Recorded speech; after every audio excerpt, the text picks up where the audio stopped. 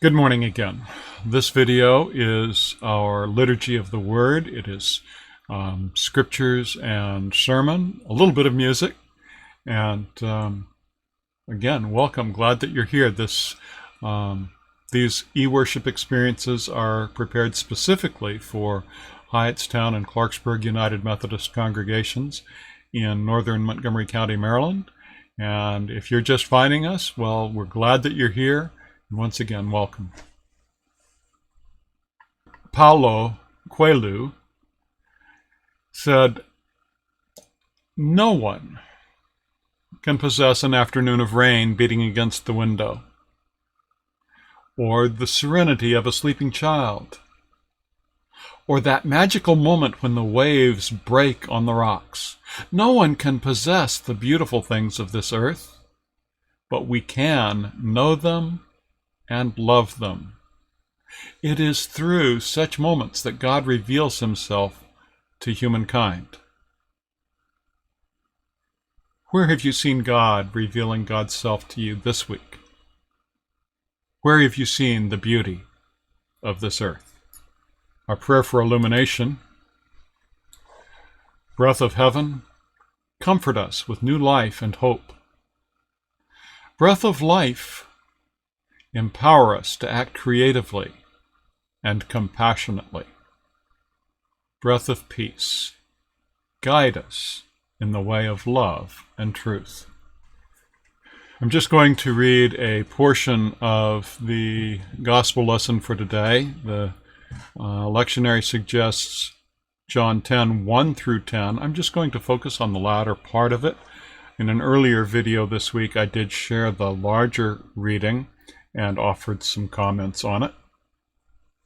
But focusing on verses 7 through 10. Jesus had shared this parable with them, the Good Shepherd, but they did not understand of what he was talking about. So Jesus went on. He said, "In truth, I tell you, I am the door for the sheep. All who came before me were thieves and robbers, but the sheep didn't listen to them. I am the door. He who goes in through me will be safe, and he will go in and out and find pasture.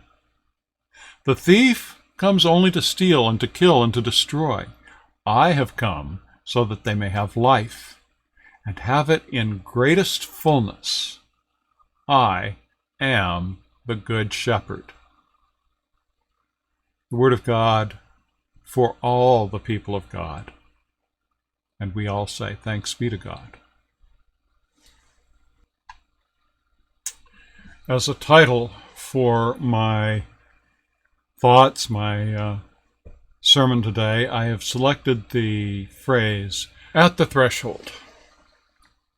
Some of the authors that I've been reading of late have been speaking of how we are now in a liminal space. Now, that's not language I normally use, though that may change. And while I did think that I understood what they were saying, I decided to dig just a little bit deeper to make sure. Briefly, liminal space is threshold or transitional space. When the Celts speak of thin places, they're speaking of a threshold space between the material world and the spiritual. In the letter called 1 John, the author speaks of Christians occupying a liminal space when he says, "Dear friends, we're God's children now, and what we will be has not yet been revealed. But we do know is when he is revealed, we'll be like him, because we'll see him as he is. And just as he is pure, everyone who has this hope makes and keeps themselves pure." A transitional space, already and yet not yet. That author, the author of the letter called 1 John, has expressed in other terms what our lectionary reading from 1 Peter this week was speaking of. In 1 Peter, the author was urging his readers to holy lives in this threshold time, this experience of threshold space, liminal space. We're followers of Christ, and because the kingdoms of this earth are not yet the kingdoms of our God, sometimes we suffer unjustly. Sometimes we suffer for doing what's right. Still, we are to live just and upright lives, so that others may come to glorify God because of us. We are like thin places through which the world may catch glimpses of the kingdom of God. We become, for the world, liminal space. John's Gospel speaks of the Good Shepherd occupying liminal space on behalf of the sheep. The Good Shepherd places himself at the threshold of the sheepfold, keeping the sheep secure inside, keeping the predators outside. The Good Shepherd leads the sheep out across that threshold into the new thing of the new day, finding pleasant pastures, quiet waters, safe places of rest. Today, we all are occupying another kind of liminal space. The world has already changed. It's not what it used to be. At the same time, it is not yet what it will yet become. What will be has not yet been revealed. So this liminal space may be for us a time of anxiety as we realize we're not in control. And in fact, we never were. I now believe that threshold spaces, transitional times, liminal space is neither good nor bad in itself. It simply is. Someone once said there are two constants in the world: death and taxes. Everything else is liminal space. It's in the process of change. So, if our security is wrapped up in the status quo, if we're wedded to the things that make our national economy work, for example, liminal space may be a real threat to us.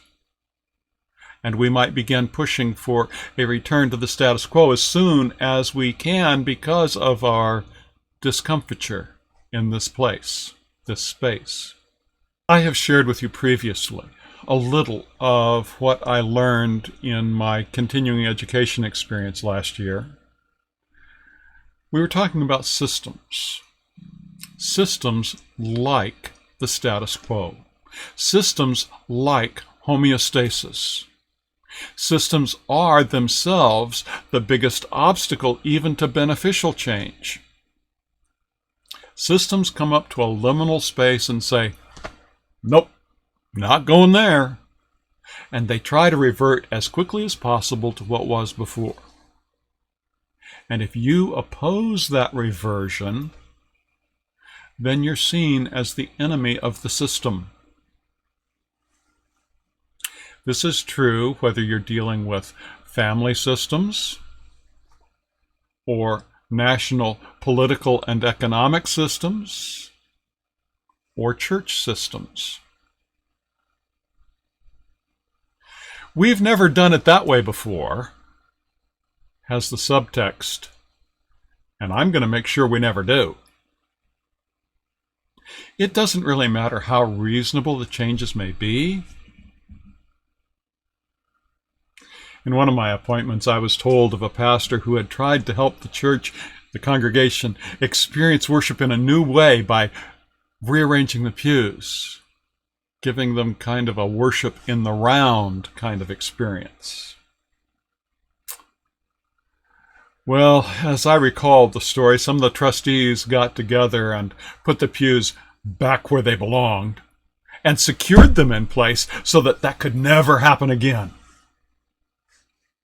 I might be misremembering. It's been quite a while since the story was shared. but it serves as a humorous illustration of what has become painful in our liminal space as a nation. Imagine an armed mob swarming a seat of government, demanding that public health restrictions be lifted. You know, I think if it were any other group, we would have read the news the next day of how many people died in that armed confrontation, and how the National Guard had to be called out, perhaps martial law imposed. This was an expression of the old status quo rearing its head and saying, "Put it back and never do this again."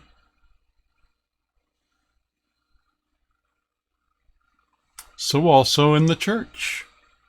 We're in a liminal space in many ways. As a denomination, we have one set of issues that we're dealing with in this liminal space. As pastors and congregations, we have yet another set of issues that we're dealing with. What does church look like in this time, this day and age? There are changes coming. We don't yet know what they will be. This time, the fight over how best to arrange the pews may have some people taking themselves down the way in order to start over, to recreate what they think once was and always should have been and always will be if they have anything to say about it. And in the process, the cause of Christ is discredited in the eyes of the world. In the 23rd Psalm and in John 10, we are offered a different way of being in the liminal spaces in which we find ourselves. And 1 Peter chapter 2 urges us to live in that way.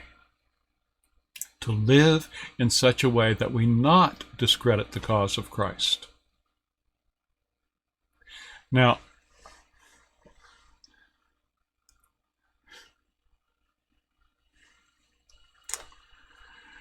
in the public lexicon now, there's a word, sheeple.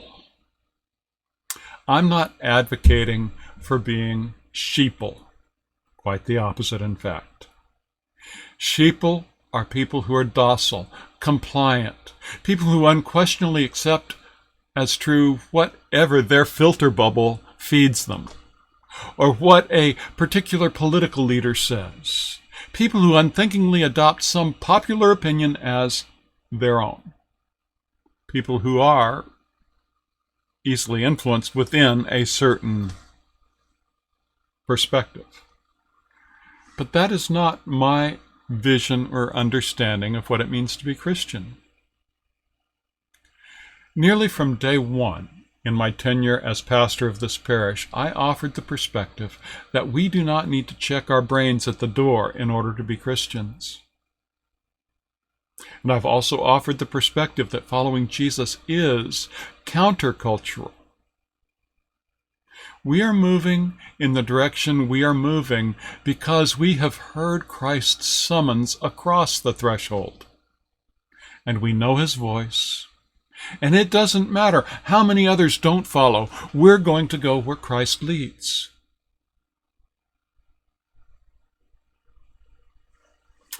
And we know, as the Psalm says, where Christ leads may go through some dark valleys. I would observe that following Christ or not, all people experience dark valleys at some point. Do you really think death or illness or accidental injury will not touch you because you follow Christ? I've not seen that promised. What I have seen promised is that Christ goes with us. Christ leads us across the thresholds of our liminal spaces. What's on the other side of the threshold? From studying the parable in its context, I would suggest that there are two commitments from God on that matter. Following Christ offers two things. First, With him as the gate of the sheepfold, he keeps predators out. Now, for the Gospel of John, those predators were those with a false gospel, those who were out to injure the sheep for their own advantage, those who would fleece the sheep. Comes to mind those so-called preachers or televangelists who tell you that if you just trust God and prove it by sending in your hard-earned money, then God will return it to you in superabundance. A large quantity, pressed together, shaken down, and running over, will be put in your lap.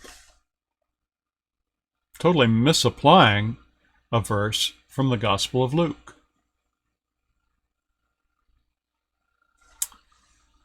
Listen to the voice of the shepherd and avoid the false voices of the prosperity gospel. Do you recognize the voice of the shepherd? Do you let him lead you into safety where those predators cannot get at you?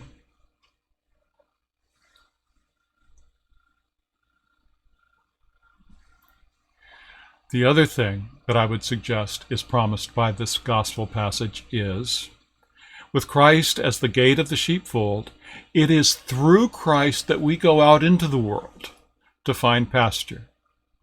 Christ occupies these liminal spaces, these transitional times, these threshold experiences. We all experience them all the time.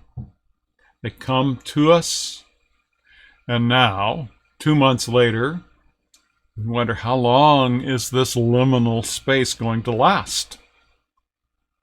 Christ transforms these liminal spaces. We will move through them. And we can move through them without fear, for Christ is the good shepherd and is leading us to the pleasant pastures and the quiet streams beyond.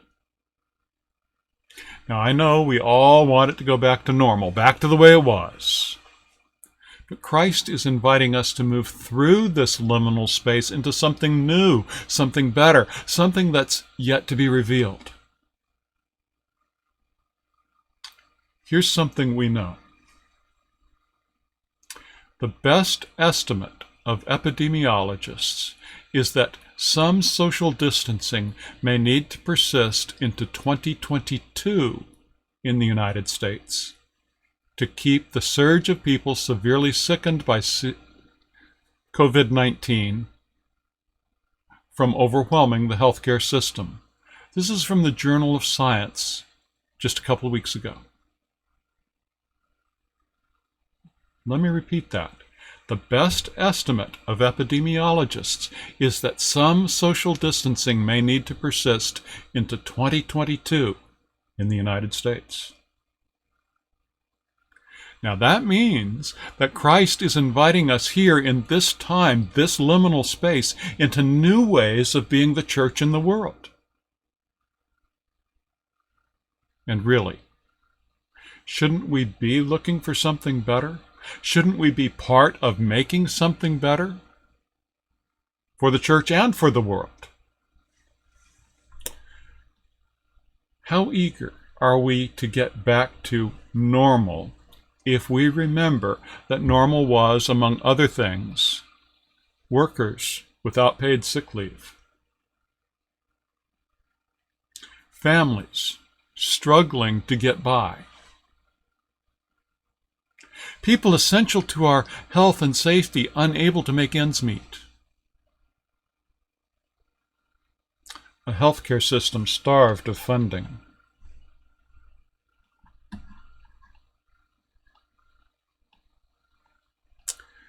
we can do better than that old normal. We need to do better than that old normal. We must do better than that.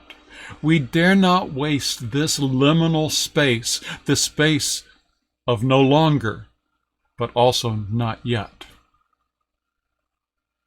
Sonia Renee Taylor has similarly observed, our pre-corona existence was never normal, other than we normalized greed, inequity, exhaustion, depletion, extraction, disconnection, confusion, rage, hoarding, hate, lack.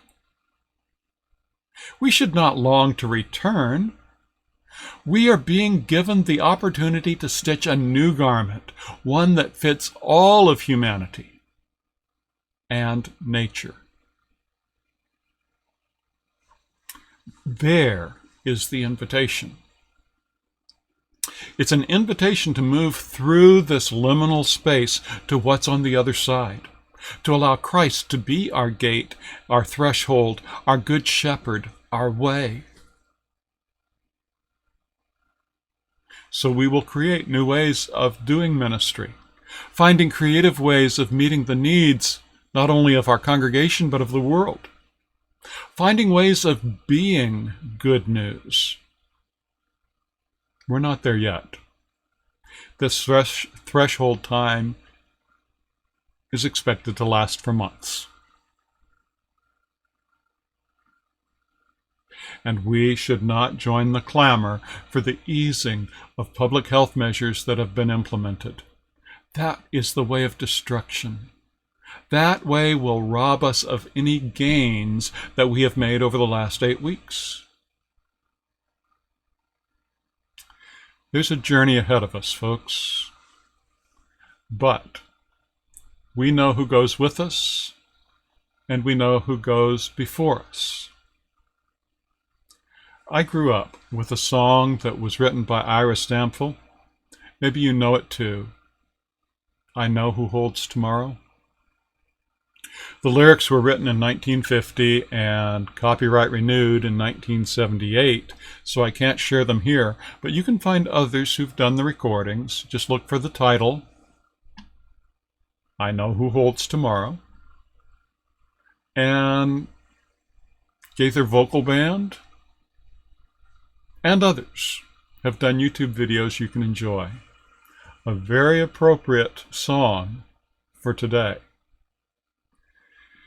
So, I invite you to respond with the lyrics of a hymn for which I do have permission to share. It's another written by Carolyn Winfrey Gillette. Sing it if you can. At the least, read the lyrics and listen to the tune.